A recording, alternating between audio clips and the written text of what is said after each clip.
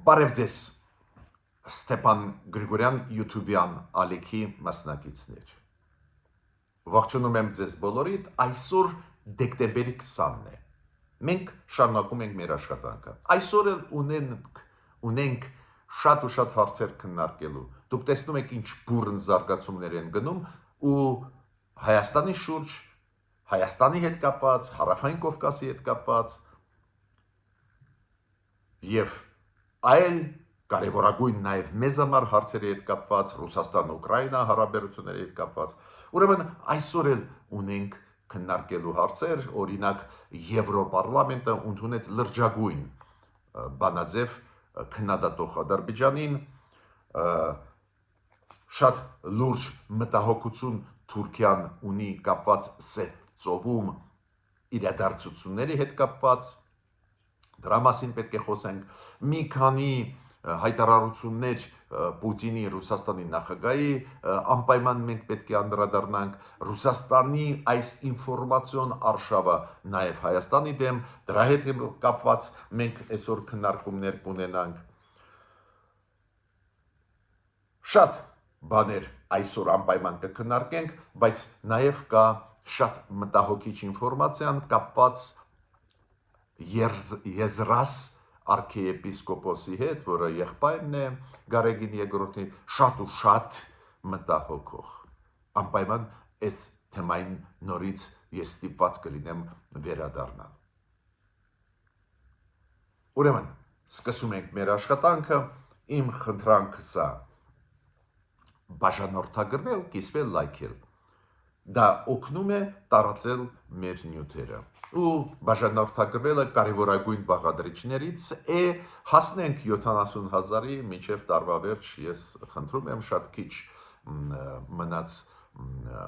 մարդկանց թիվը, ով պետք է բաժանորդագրվի, որ մենք հասնենք 70,000 բաժանորդագրված մարդկանց Ստեփան Գրիգորյան YouTube-յան ալիքում։ Սկսում ենք այսօրվա մեր աշխատանքը։ Ես պետք է ասեմ, որ արշավը, որը գնում է Եվրոմիության դեմ ու տանում է գլխավորապես Ռուսաստանը եւ Ուկրաինայի կոնտեքստով արշավը Պուտինի կողմից, նաեւ Եվրոմիության դեմ Ուկրաինային ով է աջակցում Եվրոմիությունը, այսօր Եվրոմիությունը ու 3-4-ը աջակցում է Հայաստանին, աջակցում էր, շարունակում է աջակցություն, ու այդ լուրջ աջակցություն է, մենք շատ ենք խոսացել, ես չեմ կարկնի, ու հիմա Ռուսաստանը նաև տանում է արշավ Եվրոմիության դեմ Հայաստանի կոնտեքստով էր, Հայաստանի հարցերի հետ կապված, դա շատ մտահոգիչ է, ցավով պետք է ասեմ, որ բավական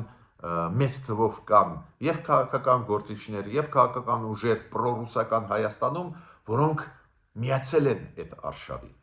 Շատ դժվար է, գիտեք, բացատրել նույն եվրոպացիներին, բացատրել, որ Հայաստանի ներսում կան քաղաքական ուժեր, ովքեր դեմ են Հայաստանի անկախության։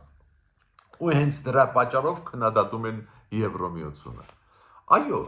եվրոպական երկրներում տարբեր քաղաքական ուժեր կան, նաև այդ թվում ծայրահեղ, աչեր, ձախեր, այնտեղ էլ բարդ պրոցեսներ են գնում, բայց այդ ուժերի մեջ նույնիսկ Ռուսաստանին հարգող, սիրող, Պուտինին էզևի ուժեր կան, գրեթե բոլոր եվրոպական երկրներում, բայց այդ ուժերը բացառվում է, որ այդ երկրների եվրոպական անկախության դեմ լինեն, սուվերենության դեմ լինեն, դա բացառվում է, ու շատ դժվար է բացատրել եվրոպացիներին, որ ցավով մեզ մոտ այդ պրոռուսական ուժերը ռեալ հակապետական են։ Այդ առանձնահատկությունը, այդ խնդրումը մենք ունենք։ Բայց իրոք Եվրոպայի դեմ արշավ է գնում Ռուսաստանի կողմից, նաև Հայաստանի ներսում, նաև կողմնակիցներ Ռուսաստանը ստեղ ունի, դուք տեսնում եք այդ քննադատությունը Եվրոմիության աջակցությանը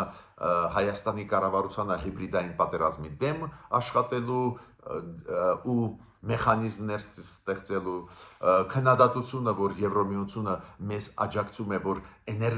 էներգետիկան մեր լինի ավելի դիվերսիֆիկացված, ավելի անկախ,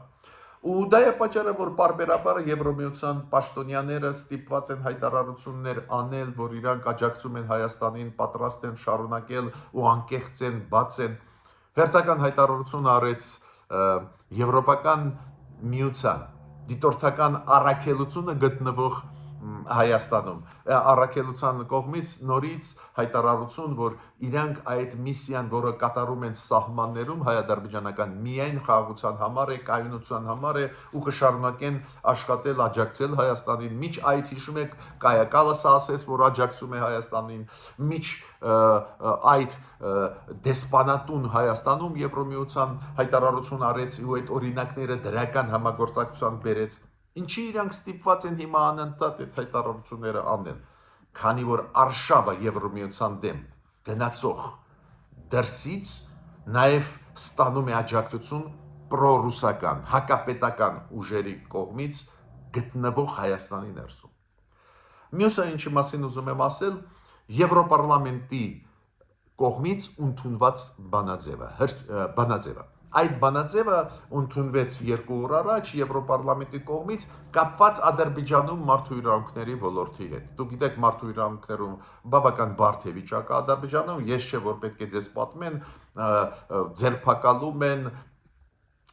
հարյուրավոր մարդկանց, ձերբակալել են լրագրողներին, հասարակական գործիչներին, փորձագետներին, գիտնականներին ու քաղաքական գործիչներին։ Վերջի հայտնի ձերբակալությունը կապված է Ալի Կարիմլիի հետ, ճանաչված քաղաքական գործիչ, ընդդիմադիր, որը 30 տարի է, թե 25 տարի ընդդիմադիր է Ալիևներին, ու իրան այս տարվա դեկտեմբերի 1-ին ձերբակալեցին։ Պարզա Եվրոպարլամենտը չէր կարող չարձագանքել, արձագանքեցին ու այդ փաստաթուղթը անցավ 477 կողմով, միայն 7 падգամավոր Եվրոպարլամենտի դեմ էին։ 477 այս դեպի մեծ թվերով Եվրոպարլամենտում բանաձևեր չեն անցնում։ Այնտեղ մոտավորապես 700 падգամավոր է, մոտավորապես ես ասում եմ թիվը, հիմա չեմ հիշում հստակ թիվը, բայց մոտավորապես։ Ու այնտեղ ասենք 290-ով կամ 350-ով են անցնում բանաձևերը այն հարցերում, որ պետք է լինի կեսից ավելին, բայց որ 500-ի գրեթե ասած թվեր չկան, то есть ինչքան սոլիդար են բոլոր եվրոպական երկրների Եվրոպարլամենտի անդամները Ադրբեջանում եղած բավական ծանր մարդու իրավունքների ոլորտի հետ։ Ես նաև պետք է ասեմ, որ Լեմկինի ինստիտուտը, դուք գիտեք, այդ ճանաչված ինստիտուտ է, որը զբաղվում է ցեղասպանության կանխարգելման հարցերով, առեց հայտարարություն մեծ հանգամանալից, ես հիմա նյուանսները չեմ ասում, որով քննադատում է Ադրբեջանը ու կոչ է անում ազատել բոլոր հայ պատանդներին, բայց ինչ տերմին իրանք շատ կարևոր օգտագործեցին, խորհուրդ եմ տալիս եւ Հայաստանի փորձագետներին եւ Սփյուռքայությանը օգտագործել դա։ Ոչ միայն ասել հայ պատանդներ, ովքեր գտնվում են Բաքվի բանդերում, նաեւ օգտագործել հայ քրիստոնյա պատանդներին գտնվող բանդերում, քանի որ քրիստոնյա պատանդների հետ կապված այդպես երանգը շատ կարևոր է։ Շատ հասկանալի է, որ մեր կառավարությունը այս հարցով տանում է բանակցություններ, բայց փակ ռեժիմով, ինչը ճիշտ է կառավարության կողմից, այս ձևի պետք է լուծվեն հարցերը, այդ հարցերը սիրում են հանգիստը, եթե միջպետական մակարդակով գնում է բանակցություններ, դուք գիտեք, կառավարությունը անընդհատ ասում է, որ անում ենք աշխատանք, բայց այդ աշխատանքի մասին չպետք է խոսենք, ես համաձայն եմ,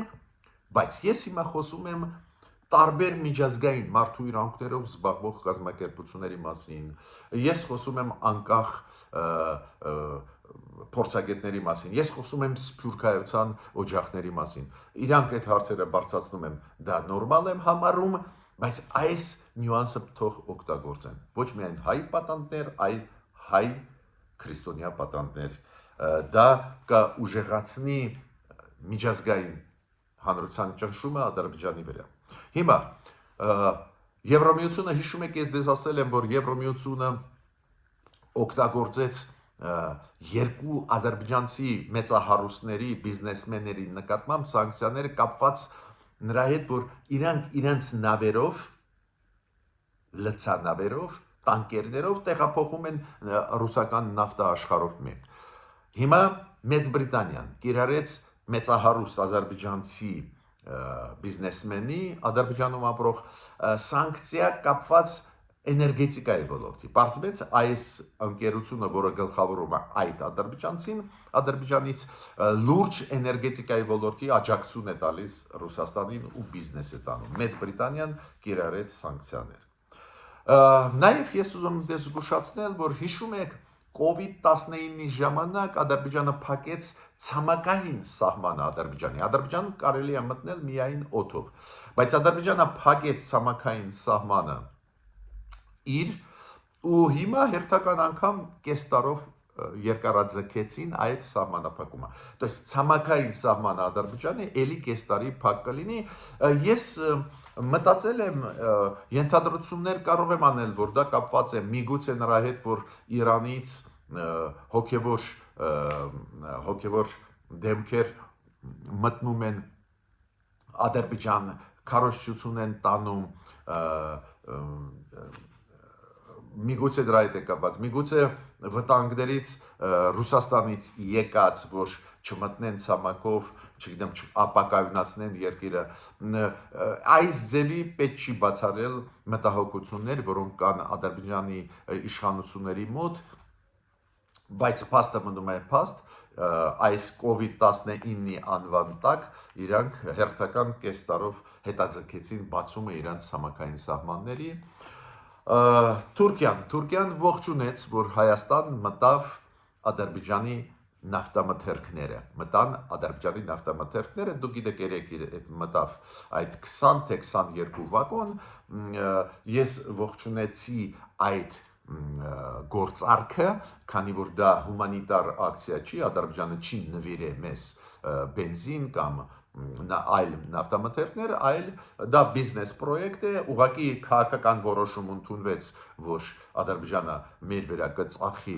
այս բենզինը, չգիտեմ, նավթամթերքները, մեր կառավարությունը համաձայնվեց, քանի որ մեր կառավարությունը ուզում է դիվերսիֆիկացնել այս ոլորտը, ու ճիշտ է անում, որ ուզում է դիվերսիֆիկացնել այս ոլորտը, միանշանակ եւ ողջունում եմ, բայց պայմանավորվեցին, ինչքան հասկացա, մշտականի անցնել, բայց ու կարևորը փոխանցել այս քաղաքական որոշումը բիզնեսին, թող բիզնեսմենները պայմանավորվեն Սոկար ընկերությունը, որը ռեալ ինչ ընկերություն, դա Ադրբեջանի պետության տակ է, Սոկարը հիմա ծախեց Հայաստանի ընկերությանը այս նավթամթերքը։ Հիմա Թուրքիան, դուք գիտեք, Թուրքիան անընդհատ զգուշացնում է Ռուսաստանին ու Ուկրաինային, որ այս պատերազմը չտեղափոխվի սև ծով։ Պատերազմը, որը գնում է ցամաքում, Ռուսաստանի պատերազմը Ուկրաինայի ժողովրդի դեմ, որ չտեղափոխվի սև ծով, քանի որ մեկ տեսնում ենք, որ սև ծովում նավերը խոցվում են, Թուրքիայի նավերը, Ուկրաինայի նավերը, ռուսական նավերը, ուրեմն պատերազմը տեղափոխվում է սև ծով ու անընդհատ Թուրքիան զգուշացնում է, որ ոչ սխալ ճանապարհ է դա, Էրդողանը նախագահ Թուրքիայի մենակ մեկ շաբաթվա ընթացքում երկու անգամ այդ թեմային անդրադարձավ, երեք Թուրքիայի պաշտպանության նախարարությունը անդրադարձավ, Թուրքիայի պաշտպանության նախարարությունը սկսեց խոցել այն դրոնները, որոնք գալիս են դեպի Թուրքիայի սահման ջրային ու ստեղ լուրջ խնդիրներ էլի կարող են առաջ գալ։ Ես պետք է ասեմ, որ Ռուսաստանի ղեկավարը Պուտինը առանձնահատուկ դեմք է ցինիզմի կոնտեքստով, պատկերացնում եք ինչ ցինիզմ է, երբ որ Պուտինը ասում է, որ իրանք մեղավոր չեն, որ ուղղակի 100,000-ավոր ուկրաինացիք զոհվում են, 100,000-ավոր ռուսները զոհվում են, Դες ինքը ասում եմ մեկ մեղավոր չի։ Դες իրանք պատերազմ սկսեցին, իրենց 1 միլիոնանոց բանակը հիմա գտնվում է Ուկրաինայի տարածքում ու ինքը ասում է մենք մեղավոր չենք, որ այդ մարդիկ զոհվում են եւ ռուսները եւ ուկրաինացիք դե գիտեք այս մարդիկ այդ ցինիզմի աստիճանը այդպես բարձր է որ չես էլ կարող մեկնաբանել ինչ մեկնաբանես դες ինքը պատերազմը սկսեց ինքը գտնվում է Ուկրաինայի տարածքում 20% Ուկրաինայի տարածքի գրավեց ու ասում է մեկ մեղավոր չեն որ զոհվում են մարդիկ նաեւ Պուտինը ասես որ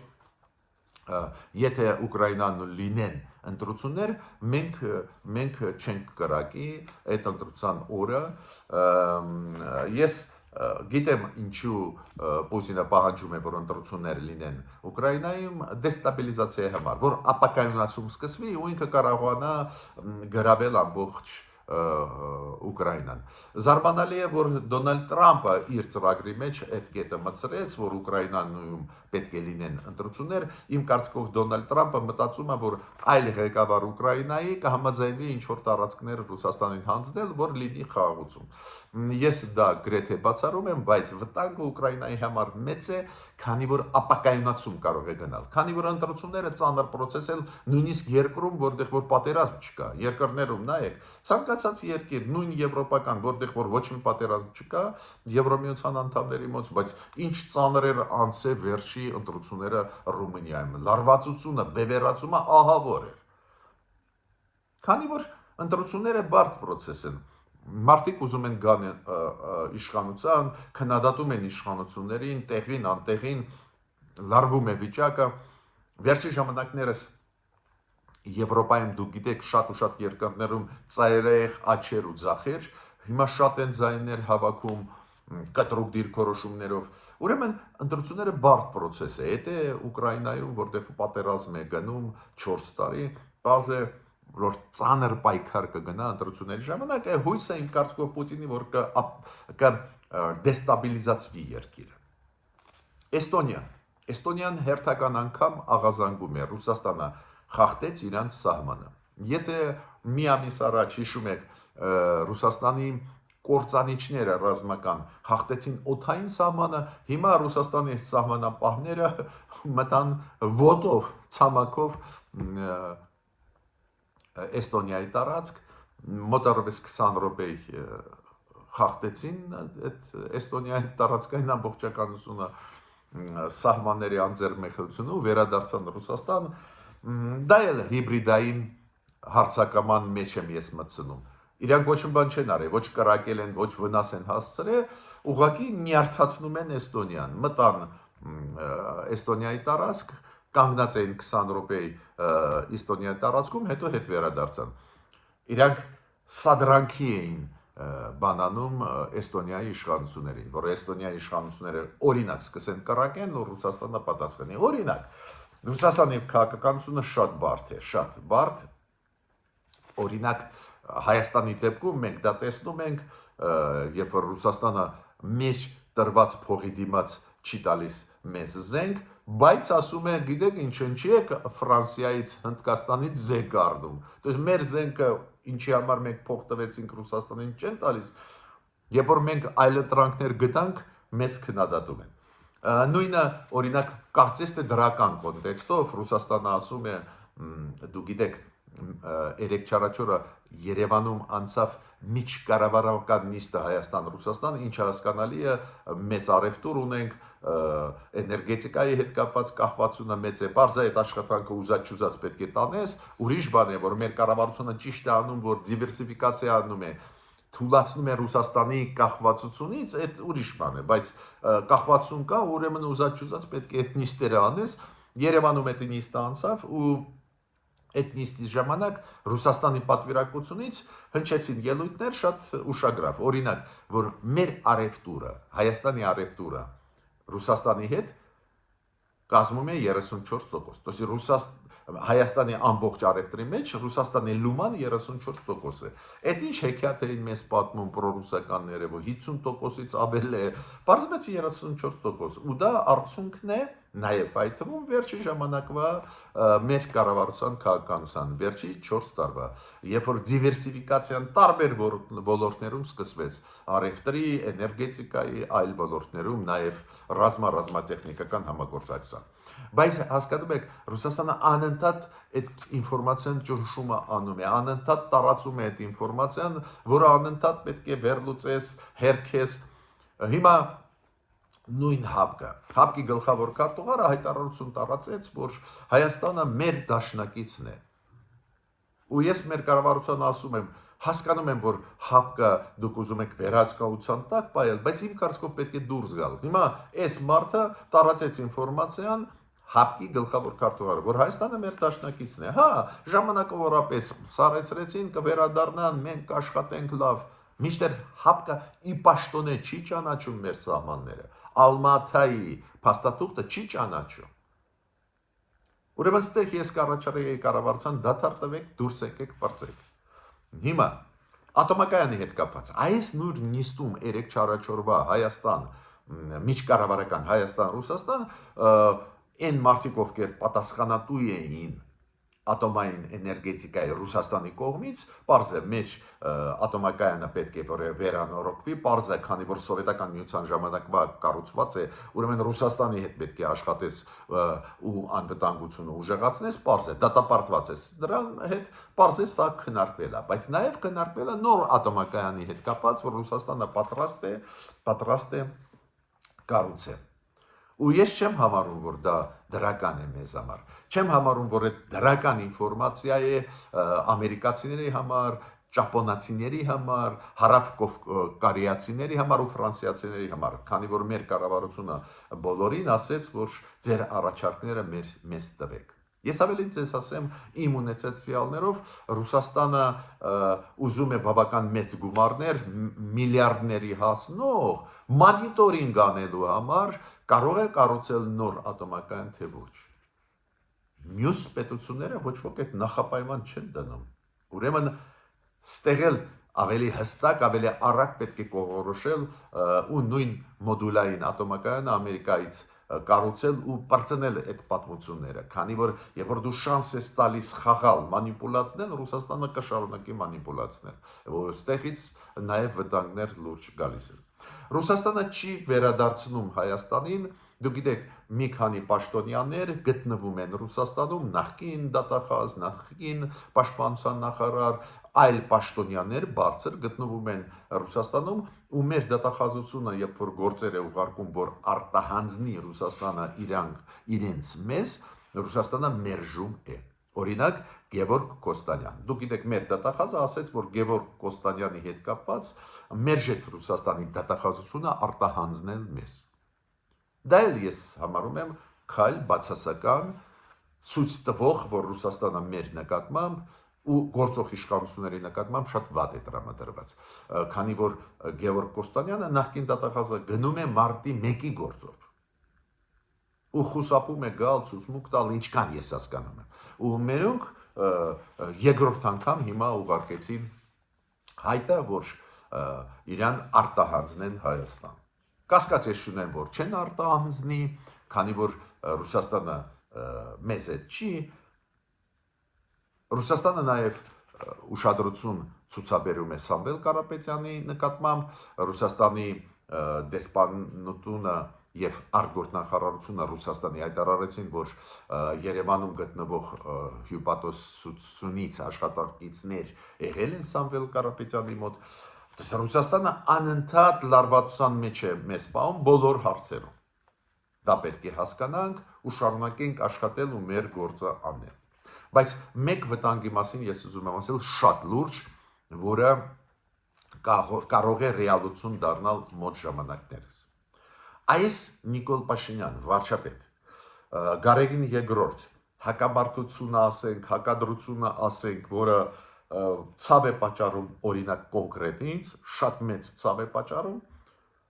Այո, ես իմ կարծիքը ասում եմ, որ Գարեգին II-ը պետք է հրաժարական տա, բայց ընդհանուր առմամբ այս սաղ process-ը ինչ ցավ է պատճառում, շատ մտահոգված եմ, որ այդ գործերը գնում են այս ուղղությամբ, նույնիսկ հստակ դիրքորոշում ունենալով, Ես պետք է ասեմ, որ հիմա կան այլ վտանգներ։ Ինչ որ ինֆորմացիա ես կարդացի, պարզը պետք է ստուգվի, որ Եզրաս եպիսկոպոսը, որը ռուսիաց թեմի առաջնորդ է, հայ հրաքելական եկեղեցու ու եղբայրն է Գարեգին երկրորդի, ինքը ուզում է հասնել նրան, որ Մայր Աթոր Սուր Էջմիածնի